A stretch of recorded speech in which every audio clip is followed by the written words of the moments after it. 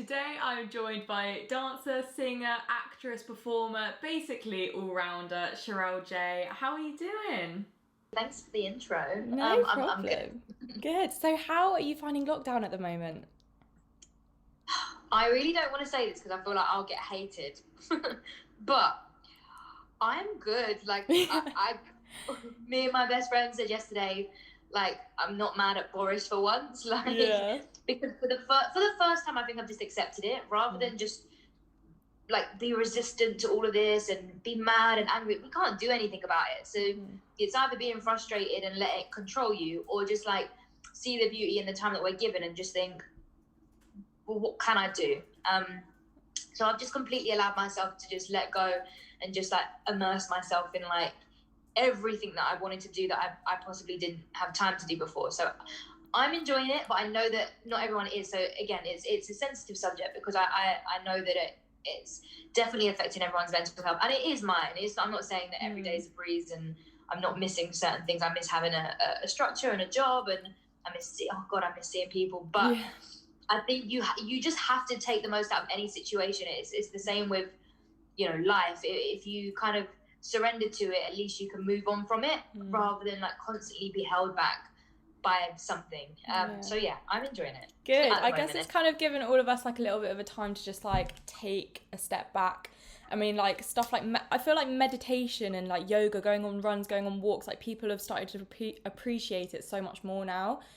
Yeah, I feel like every time I either go for a run myself or I'm driving, I see so many runners. Now, I know that like, January comes and most people, want to start improving their fitness, but it's like, it's a lot. Like everyone is out on the roads, and I think you have to do what you have to do. And the thing is, well, I was talking about this the other day, there's this like kind of two worlds happening on social media. There's, people that are doing that and like doing what they are doing for themselves, whether that's, like you say, meditation, getting up, working out, fitness, whatever that is for them. And then there's people going, I don't want to do that, I don't want to do that. But you have to respect people are doing it not because they want a six-pack, and I'm sure some people do, but it is literally the only time of the day that you kind of get that mental clarity and a bit of literal fresh air, because we're not able to do anything. So I promote it. I think if you've got to do something that helps you and your mental state, you got to do it. Don't care what anyone says. Like, do what you need to do for you, 100%. Yeah, definitely. It's just like, I feel like getting up early now, this is my only kind of like driving force. I'm like, okay, if I get up at like 6 a.m, then it's like I'm doing something good for that day, and it is hard to like keep up, but it's definitely helping. But for me, it's just about creating your own like dopamine hit. Like, a lot of the time we're in a world where we're constantly what's the word, like we're just constantly living off things, whether it's working from this job to that job or getting attention, or like we're just constantly living off of like dopamine hits. So when you're in a space when you're just at home, there's nothing going on, there's nothing to look forward to, you're like, your energy levels, your feel good hormones, they're just low. So if you've got to do something every day to tick something off on that list that makes you feel good, and if that is waking up early for some, great. I think it doesn't work for everyone, but it's definitely worked for me. I'm not an early riser, but I think the more you label yourself as something, I'm not an early riser, I can't do this, I'm not that, you're just like bracketing or labeling yourself as something that's negative. Why can't you change it and make it work for you? So I'm part of the early bird crew. So I got you. Good. I love to hear it. So you're so used to like being so active and like doing so much as a performer. You're always, I'm guessing early mornings and late nights and stuff like that. So you joined Six, the musical, in 2019, which is seems like quite a while ago now, I guess. It feels like forever ago, considering it's like my last job. It feels like I started it ages ago. And I started it at a time where I was actually not wanting to do musicals or theatre or even performing anymore. I was so like content in pushing my business and like just kind of focusing on me and what it is that I wanted to do as an entrepreneur or whatever, that I was like, I'm done. And then if I was ever going to stop what I was doing, it was for Six. Like, I love the show. I think it's amazing, what it stands for, what it represents. So yeah, I am definitely glad that I took the job, because queens. Yeah, how much are you like missing performing to people? I bet so much. I'm half and half, if I'm really honest. Sorry, I'm so deep, so bear with my go for it. I love the deep vibes. It's fine. I've really been thinking, again, this lockdown's really helped me with like clarity and understanding myself and what I actually want and what I really, really love, whatever. And the biggest question I keep asking myself is like, what is CJ or Cherelle without success, or who is Cherelle without a job, or who is, and I feel like a lot of the time, you know, these kind of big jobs, they end up defining us. You know, people go, oh my God, you must be living the dream. And a lot of the times when I was doing these kind of higher big jobs, I wasn't feeling like that. Luckily, I can say that about Six. I genuinely love it, and I do miss performing, yes. But my point is that there is this thing that, oh, you've got a good job, you must be so happy. And I think that's one thing that I'm trying to kind of eliminate, is that just because you see someone in a successful kind of role or as a status, whatever it is that you deem, oh my God, that's so cool, it doesn't necessarily mean that that's what is happening. I mean, I know tons of people that are in the West End or in these kind of major jobs that are so unhappy, and not in a horrible way, but just because they haven't spent that time by themselves, or they haven't understood what really, really moves them. Like for me personally, teaching, and I know it always sounds lame, but that's my thing, and that is what I miss the most. I do miss performing, but I miss teaching the most. Yeah, I guess it's like you have to have these experiences and be taken away from a certain job or role or whatever for a while to actually realise like, shit, that's not what I want to be doing the whole time. 100%, and I do. It is a major part of me, and I absolutely couldn't imagine my life without it, because I love telling stories. I love becoming a character. I really love that. You know, I spend so much time as Cherelle helping and giving and servicing, like just in my day-to-day, just because that's what I like doing. That sometimes for me, art or entertainment is an escapism, so I do like that. But I think sometimes people see it as the be-all and end-all of like their career, and if I'm not in a job, I'm not worthy, and that just needs to get a limit. Like that's not what it is or should be about. But yeah, definitely. I mean, theatres have taken such a big hit, like huge hit. I mean, all entertainment. I mean, like I know TV is allowed to, they're allowed to keep filming and on set, but it's so different with a theatre because there's like a huge audience. Do you think that theatres and musicals and shows have been kind of neglected a bit, like a bit screwed over? For sure. And I feel like I'm someone who within my union, I see what's happening. Basically, I'm a deputy of a union in our industry, and so I see everything that's happening, and I just think it's crazy what's happened to a lot of the shows and how people have been treated. And you know, a lot of us, because we are self-employed, I'll be honest, there's this assumption that we're all getting like majorly looked after by our productions. Not to say that I don't think they would if they could, but none of us are on furlough. Like not anyone I know is on furlough or getting paid. No one. So we're definitely getting I don't want to say rejected, but we're not having the same attention that, you know, I know a lot of TV shows are getting, or you know, a lot of my friends work in film, and they're still shooting, they're still filming in this time, and you know, they're doing the same precautions as us. They were having testing every few days. We were doing the same thing. We were as cautious as any other industry. But I understand with a live audience, you are bringing multiple people in at one, well, not multiple, hundreds, and I understand that if that's, you know, detrimental to COVID and what's going on, then I understand that can't run right now. But I just wish there was more support for artists in this time, especially those who can't have their job back. You know, there's only so much you can do online. We can't do the musical from our bedroom, so you know, I do feel for my industry right now. That is one thing that's just, it's heavy. It does feel quite. It is almost literally like a sheet has been pulled over, because I remember a few months ago there was like a little glimmer of hope. I remember seeing on the news, it was like, oh, theatres like reopening and people like they were at rehearsals and stuff, and then it just like got blue again. Well, we were the first, I mean, in the West End, I believe, maybe not, I can't remember, but we were like major, like it was, I think, something that will kind of go down in history. Like, you know, we were able to open up in December with an audience that was socially distanced. Everyone had masks on. We was on stage. Like, we had to go through the entire show.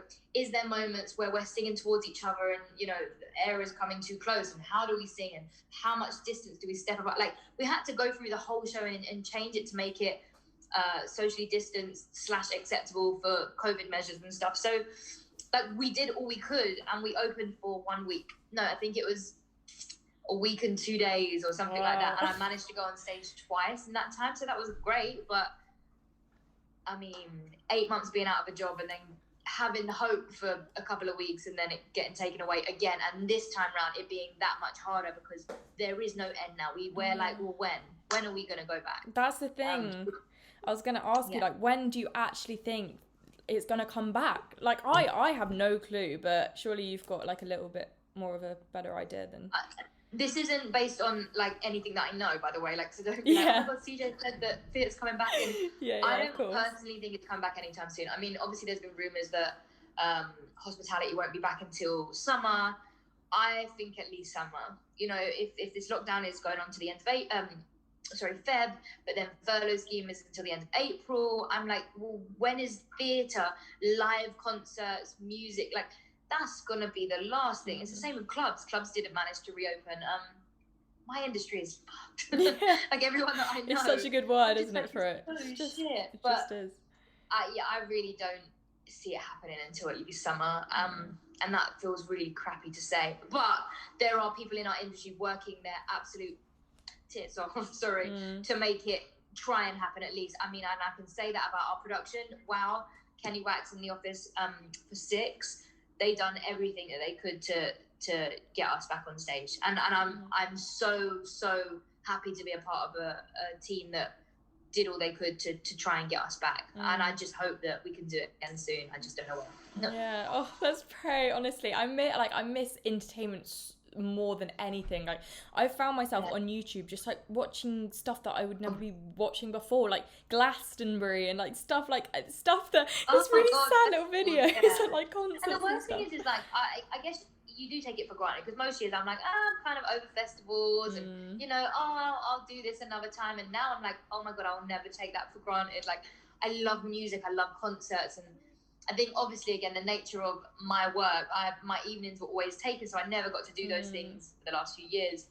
Jesus, if I'm ever out of a job, I would take the opportunity to go to as many things as I can, because that live feeling of art, like, you can't replace that. And like all the people around you.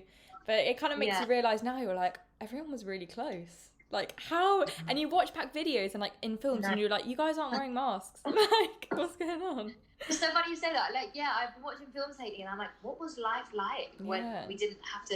And it's true, like, even when I've gone out and I'm in the shop or somewhere, I'm like, oh, you're too close. Yes. Like, and we would never think that. And I am really scared for the aftermath of this and how it will affect people and, their social interactions, because I think this is something that's going to damage not only us, but like the kids that have been like brought up in the last year or so, and however long it's going to last, like, you know, not to see people's expressions, and like that's just very odd time to it's not human. I was going to say it's going to have a long lasting effect, definitely. I don't think it's just a case of a pandemic and it ends in March. You know, there's not going to be an end to this kind of major thing that it's caused, if that makes sense. Yeah, definitely. So what would your day-to-day routine before COVID, how does that look? Can you remember compared to now? Yeah, before COVID I was still in 6. I was running Hills and Fills. What else was I doing? And I was just teaching a lot, so I would probably wake up in the morning, I'd probably have a workout. I would have meetings. At the time, Hills and Fills was really growing. Like, we was having multiple classes in different venues, and I was working for other companies as well on the side, just to kind of like build my experience too. But I was teaching a lot during the days, obviously performing over nighttime. At this point as well, just before COVID, I was on a lot in 6. So as an alternate, I'm only scheduled to go on twice a week. So, you know, for me, that worked perfectly with all the outside work that I was doing, and the office knew, you know, I've got a business to run, etc. But I was on like 6-7 times a week. So that, on top of teaching, on top of the business and the admin stuff, I didn't have an assistant then. I didn't have like a big team then. So that was hard. It was literally constant admin, constant this, constant performing, constant like body exhaustion. And I had no idea of what balance meant. Downtime, none. Days off, every few months. Eating, disgusting. I was like living off McDonald's. Like my whole lifestyle was driven. Like I was a workaholic, but lifestyle just a shambles. Little sleep, terrible sleeping patterns, and I remember you doing an Instagram story, because I actually came to the volume 13 of Hills and Fills, which was amazing. It was so good. I miss it so much. Celia tagged one of the girls I was doing it with, tagged us all in a photo the other day of like, it was like December 2019, and I just like, it threw me right back. I was like, okay, I am no dancer, like I can't dance, and it's like a known thing. It's like not just I can't dance, it's like people tell me you can't, like I can't, like stuff like that. But like putting that all aside, as soon as I came in, I was like, okay, is this a big mistake? And then like the first week, I was like, oh my days, like everyone was so nice, everyone got along so well, and it's like I still talk to some of the girls now, like it's crazy.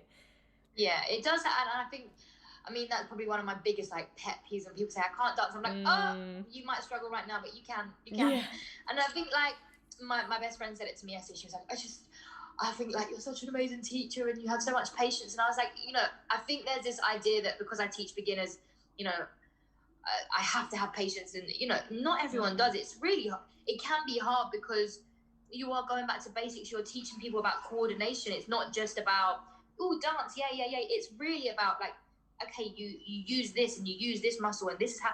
But I love it, like, because I see more to just steps. I see what it brings out in a person, how it makes them feel, the small return in a few weeks that they feel like, oh my God, I've started to enjoy my body and I feel more confident. And it doesn't have to be a year.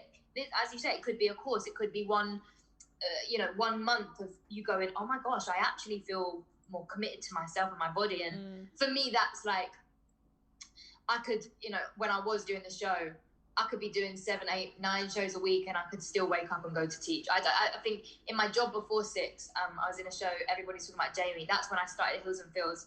And I think for at least maybe 4 or 5 months, I would have the show Monday to Saturday. No, it might be the other way around. And I would teach on my day off. So I would never have a day off. I had a partner and he was like, you're crazy.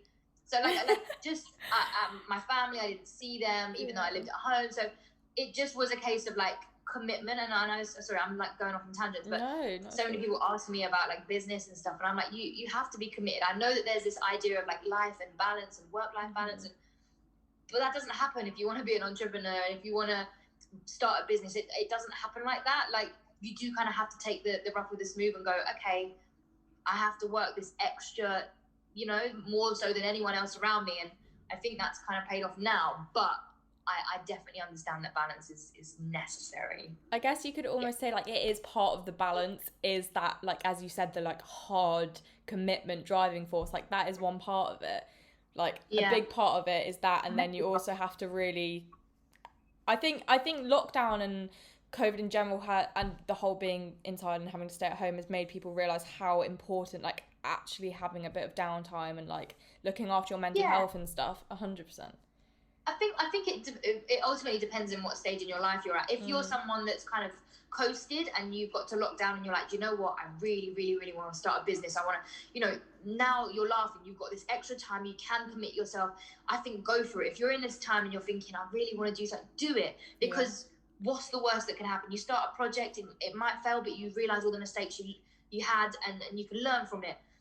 If you're the other side and you was working like a dog, you do start to realize, wow, this lockdown is teaching me that I need a break. And I think it's either one or the other. You really like commit to something because you've never had the time to, and you want to go full blast now and you use this extra time that we've never had. Or like me, you go, this is lovely, I'm going to take a day off because I'm not used to that either. So and I hope that for both sides, wherever you sit, when we do return to whatever normal that is, you have that kind of balance, and you learn from, you know, whatever this time has taught us, each person individually. Yeah. So with Heels and Feels, where did it actually come from? Like, what? I mean, you've always been a performer, dancing, singing, and everything. But how did you decide? Okay, I actually want to make this company and like do classes, and for especially like beginners. And where did it come from? Yeah, I mean, okay. Sorry, I'm like getting comfy now. Big thing. I didn't ever set out to have a business from it. Like, it was never ever thought out. I think even for me, it took me 18 months before I even registered the company, or before I even had a logo. Oopsies, sorry, my bad. I think I remember when you actually made the logo and the first like T-shirt. T-shirts. Probably a month or two before you had your course, I think. Maybe. So for me, it was never about the business. It was seeing the effects it was having on people that made me just keep pushing. Ultimately, what had happened was I went to LA. I'd given up my jobs here, and I went to pursue something out there. It didn't really go to plan, but instead of, you know, being in LA and thinking, oh my God, like living the dream, it was the complete opposite. I felt like I was nothing and no one. And I was saying this to my cousin yesterday because she was turning 26, and she was like, have you got any advice? And I was like, not really, because at 25, I genuinely thought I'd have it all. Like, I'd have a relationship, I'd have fucking children and a business, and I had nothing. Like, I had no job, no money, no savings, no anything. You know, I have gorgeous family and friends, but I didn't have anything to kind of... Anyways, so what I did gain in LA for the first time ever was a bit of strength and courage for myself. I think before, never to say that I was weak-minded, but I was very much influenced by people and shit that I was going through, whether that was bad relationships, etc. And in LA, I think being alone by myself out there for a little period, it just taught me to have that kind of like, that grit. I came back to London, I just started some classes, and it wasn't, and I'm not bigging myself up or anything, but like, because I was going through that change in myself, standardly classes here were just about classes. It was just about technique, auditions, the industry, and I didn't care. Like, I literally didn't care about that, because I just cared about my voice and like who I was and who I was becoming, and that's what I genuinely cared about. And then I was connecting with more dancers, and then like beginners started to get interested in what I was doing, because it wasn't so heavy on like image and blur. It was actually about feeling and connecting to music. So it just kind of naturally happened. And then as soon as it did start happening, it was like, that sold out. Oh shit. Okay, quickly put on another one. Oh shit, that sold out. And then it was like, I just had so many ideas. And it's like, if I'm honest, Heels and Feels had that spin for about 2 years, where like it was constant. Like, I'm not gonna lie, as a business, my mind was on fire. Like, I don't know where these ideas came from, but I was on fire. Like, anything that I thought of, I was like, yeah, let's do it. And then it would blow up. And it's only really been since COVID that I've actually stopped. Not because I don't have the creativity, but because I feel like, because I had a good run for 2 years, what I don't want to do is push it in a time where people are already struggling, whether that's financially or... I just feel like, let me just take this break. Like, we've had a good run. When we get back to the studio, we'll have an even better time and people will love it even more. Of course, we need to still keep afloat and still keep things running, but I just... Yeah, this time for Heels and Feels is also a breather, to understand where and what direction it's going to go in after this as well. So yeah, sorry, that was like round. No, it makes a lot of sense, because you don't want to like force something. You don't want to push it for no reason, just for the sake of it. Like, you want to make sure it's genuine. But that was my point about the business. Sorry, going back to your first question, it wasn't supposed to be a business. And I think so many people have this idea that they have to have this like major structure. And I understand the concept of business. You should have your profit and loss sheet, and you should know this, and you should have your like everything down. And like, I didn't have anything. Like, and that's, yes, it's shit in one sense, because it backfired. Like, you know, when I got an accountant and stuff, and she was like, what are you doing? And little things that like messed me up. And I would never teach any business to not do those things, but I would definitely say, understand your purpose and your business's purpose before anything else. Why are we doing this? Why are we starting? Who is it for? Who is it serving? And how can I help people? And I think if you really, really, really with your gut know the answers, you're gonna do a good job. and the rest will fall into place. You'll learn things, you'll have fuck ups and stuff, but the rest will fall into place if you have that kind of core idea of why you're starting and who it's for. It's always got to be starting for the right reasons. Like, I think whatever you're doing, it has to be for the right reasons. For sure. And since then, I mean, in lockdown, I was lucky enough to create 2 other businesses on the side, and they're both, and not like, oh my god, they're both doing very well. And I'm happy, but again, it's not because, oh yeah, I just thought one day let me make up a new business. It was because, oh my gosh, this can actually help this person, and this can do this, and my expertise in this area can help that. And I just trust in yourself with the venture that you're on, really, rather than just, oh my god, I need to be an entrepreneur now, let me just start something. Like, there has to be a bit of background and understanding before you start something.